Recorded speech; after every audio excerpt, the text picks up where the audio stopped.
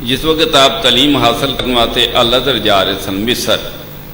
आपके वालदे ग्रामी मरतब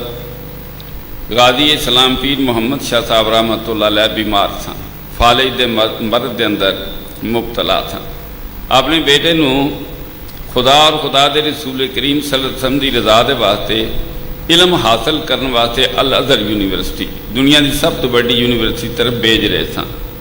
वाकया इस तरह कि किबला पीर साहब ट्रेन के दरवाजे खड़े सन और आपके वालदे ग्रामी मरतबत सरगोदा स्टेशन पर एक दरख्त के थले खड़े सन। बेटे को अलविदा कर रहे सन तो नाल कह रहे सन, ए बेटे मैं तेन खुदा और खुदा के रसूल करीम सल्लल्लाहु अलैहि वसल्लम की रज़ा से वकफ किया, तू इलम हासिल कर जा रहा है, जे तू इलम पढ़ के वापस आवेगा ना तो मैं एक तेन गड्डी लैके देंगा, कार के उत्ते स्पीकर लगा के देंगा। फिर की करना, फिर तू गली गली महल्ले महल्ले जाके खुदा रसूल के नाम के हौकरे देना, खुदा रसूल के नाम के हौकरे देना। आप फरमाते मैं वापस पढ़ के आया तो मैं सोचा कि मैं कला एक कितों तक आवाज़ पहुँचाँगा,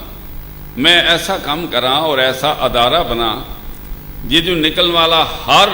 बंदा ही कर्मशाह हो जाए, हर बंदा ही कर्मशाह हो जाए, हर जगह पर खुदा और खुदा के रसूल के नाम की आवाज़ उठाई जाए। मैं अपने बच्चों की गुफ्तगू सुन रहा था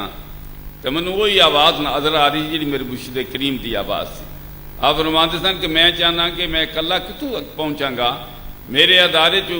फारग होने वाला हर इंसान गली गली और महल्ले महल्ले खुदा रसूल की रज़ा दे हौकरे दे, आओ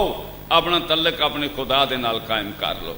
आओ जिक्र करो हजूर नबी करीम सल्लल्लाहु अलैहि वसल्लम दा। मैं मुबारकबाद देना अपने बेटियां नूं, क्योंकि हर इंसान जिसले औलाद पालदा है तो मैं इस नीयत दे नाल पाली कि जिसले मेरी बेटियां की जबान खुलेगी या खुदा का जिक्र करेंगे या मुस्तफा का जिक्र करेंगे।